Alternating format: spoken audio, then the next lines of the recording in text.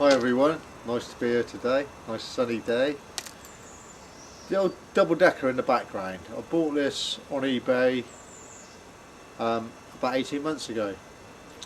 Paid £3,100 for it, which was, yeah, 3,100. It was a bit more than it's actually worth, but at the same time I sort of fell in love with it, and it had a bit of history that went with it. So I thought, well, let's buy it. So I bought it, and ever since I've been doing little jobs on it. Over the last few months I've been going through the engine, changing the oil, changing the filters, and just generally giving the engine a complete overhaul.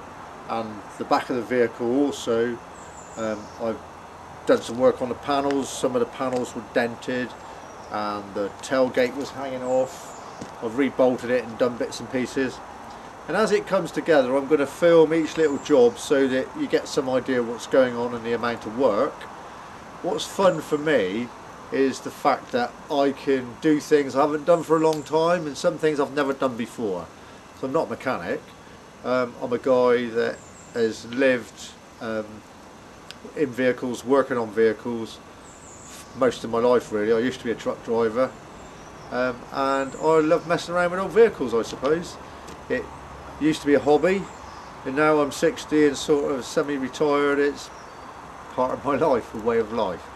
I'll show you around with the camera in a minute, the different vehicles. On my right over here is my bus, behind me is my Matador, and over here that we're looking at is the double-decker bus that we're going to be having a look at and talk about in a minute.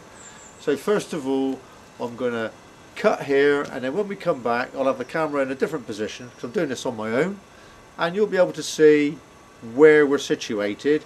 Some of you have been here and know it, but anyway, and then you'll get an idea of what this is about and the work I'm doing. So before I move the camera though, I'm just going to open up the lid, the engine compartment, ready so we can film it, and I can just take you through the little bits and pieces that I've done in there. Okay, so we're going to cut now.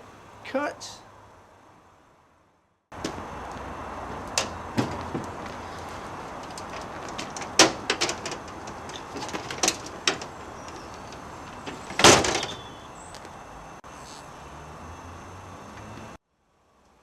Okay, we are now handheld. We're just going to pop into the engine compartment and just have a look around the engine compartment. Okay, up in the back there, that is the power steering reservoir for the oil for the power steering.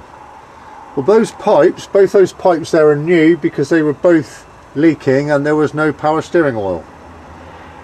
So that was one of the things that needed replacing, was that, and then filling with power steering oil. So that has been done, those two hoses.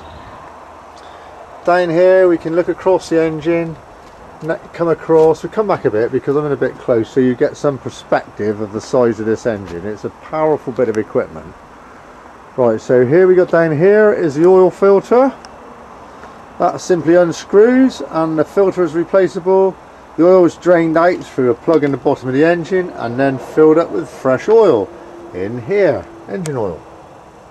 Okay, over here somewhere, up here are the filters, the fuel filters.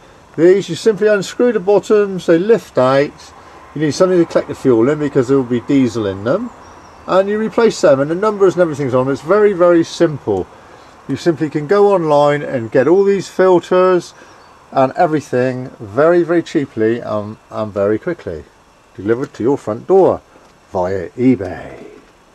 Okay, coming across here, over this side we have the air intake, a freshly painted air intake. Now basically the air comes in through this hose down the bottom in the back, goes up behind and into the top of here, and goes into this tray, and the air is going into that tray. Now in the bottom this is filled up with oil to here, to there, and the filter is a floating filter that sits in oil, and this is a wire filter, and then the air is filtered and it comes up here and down into the engine.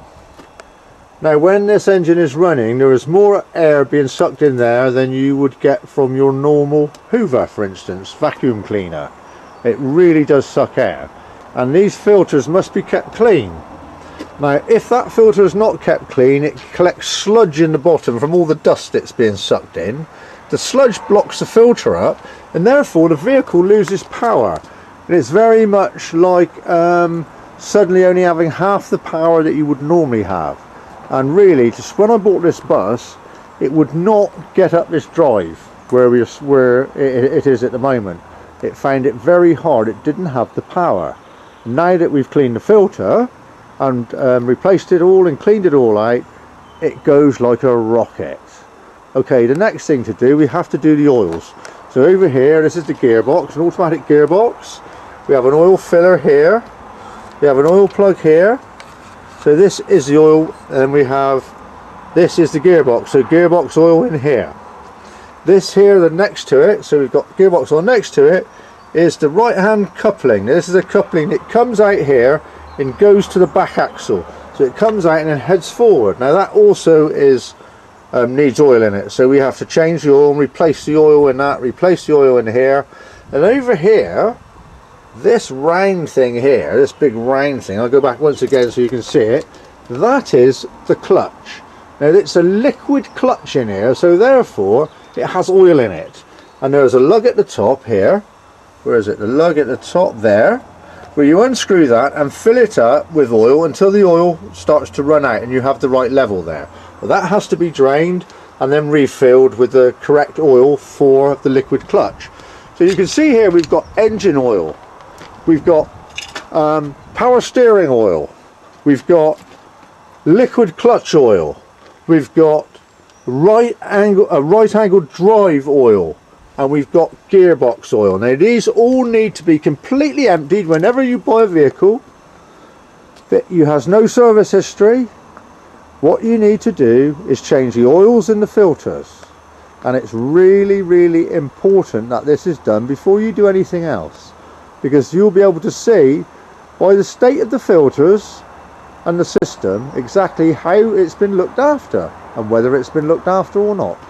Once all those things have been done, you can then slowly move through the next part of the job, which is the greasing of everything. And here we have, over here we have a grease nipple. Now, these are called button nipples, and we have a button nipple there, we have button nipples in here, and then we have the traditional grease nipple down in here. Where is it? Down in here, down in the middle there, there's a grease nipple down there. We've got a grease nipple on that. Every joint will have grease nipples. There's another button nipple right in the back there, look, that's a button nipple.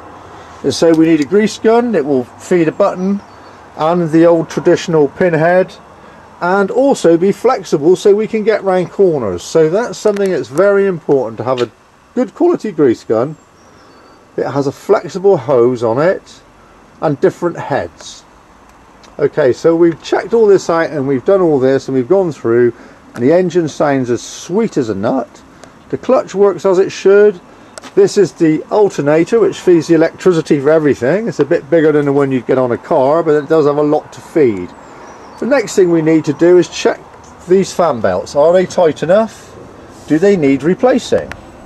Once again, there's 6 fan belts there that need replacing, and they will be replaced before this vehicle goes on the road. At the moment, they're good enough for what we're doing. They're good enough for testing the engine and keeping things going. But when we go to Europe, we'll have all new fan belts on that.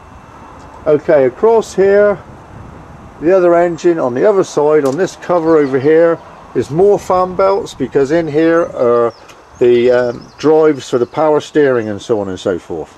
And these panels, which have been fitted back on either side with new nuts and bolts, unbolt to reveal all the components inside of here that can be worked on quite easily, because all these panels come apart and expose the engine, make it easy to work on. Everything in here needs greasing, and that has all been done, and now the back for the time being is finished. The lights are on, the panels have been refitted, and our next job now is to move forward to the brakes.